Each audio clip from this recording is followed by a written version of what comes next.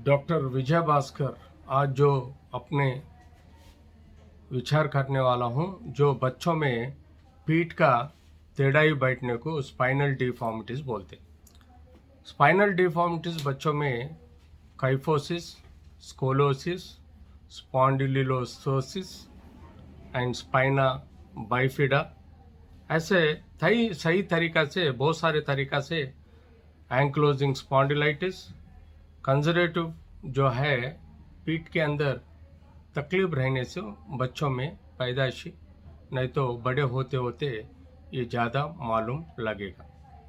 ऐसे जो पीठ का तकलीफ है उसको बचपन में ही समझना बहुत ज़रूरी है।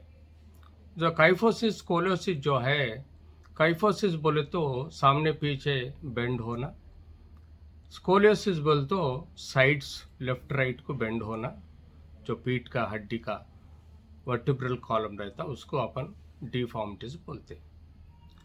उसके साथ कभी कभी उनको स्पाइन सीधा पैदा नहीं होना, ग्रोथ नहीं होने से उसको स्पाइना बाइफिडा अकल्टा बोल के बोलते।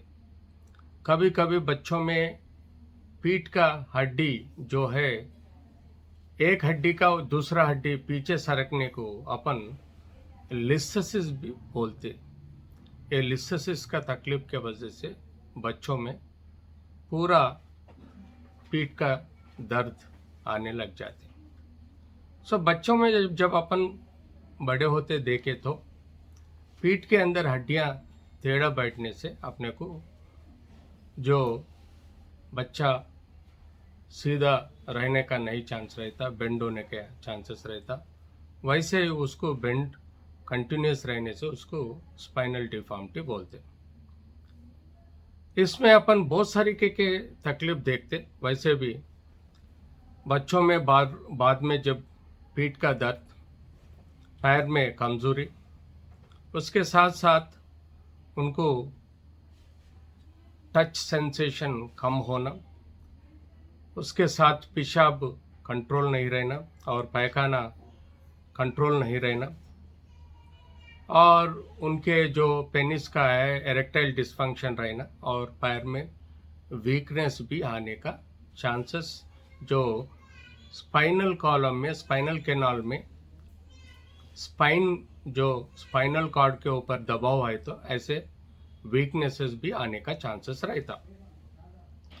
तो हमेशा अपन इसको CT scan, MRI, 3D pictures लेके प्रॉपरली डायग्नोस करने के बाद कौन सा उम्र में कहाँ तक प्रॉपरली लॉर्डोसिस को, स्कोलोसिस को, काइफोसिस को ट्रीट कर सकते, वो हिसाब से अपन बच्चों का एज और उनका डिफॉर्मिटी के हिसाब से सोचना पड़ता। एमआरआई सीटी स्कैन्स में अपने को पूरा एनाटॉमिकल रिलेशंस हड्डी और नर्व्स के समझ में आएगा, और उसके साथ फिजियोलॉजिकल फंक्शन भी असेस करके संभाल के देखना बहुत ज़रूरी है।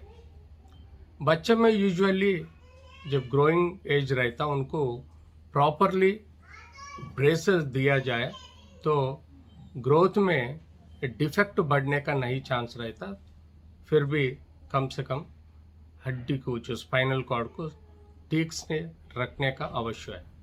मगर कई बच्चों में जो डिफॉर्मिटी एक्सटेंसिव रहता, पेशेंट को उनके माँ बाप ठीक से डॉक्टर को नहीं दिखाए, नेग्लेक्ट किया, तो ऐसे पेशेंट बच्चों में डिफॉर्मिटी बहुत ज़्यादा रहने से तो ऑपरेशन की ज़रूरत पड़ता।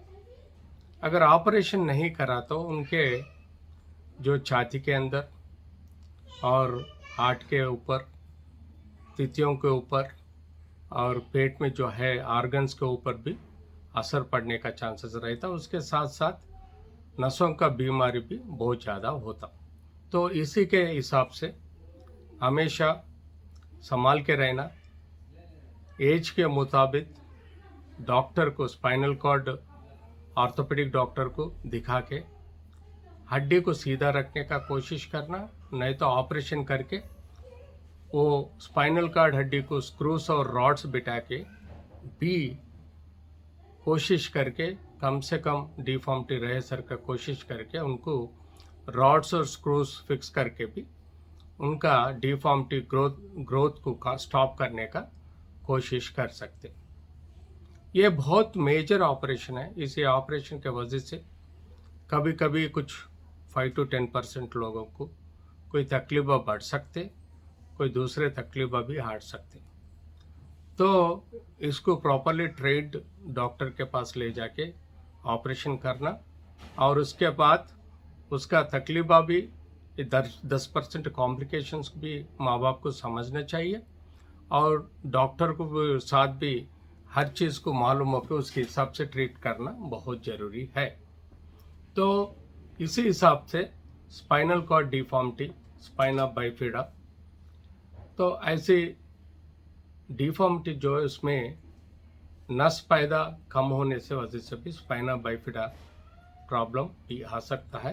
तो इसी सही तरीका के पीठ के तकलीफों को अपन समझना चाहिए।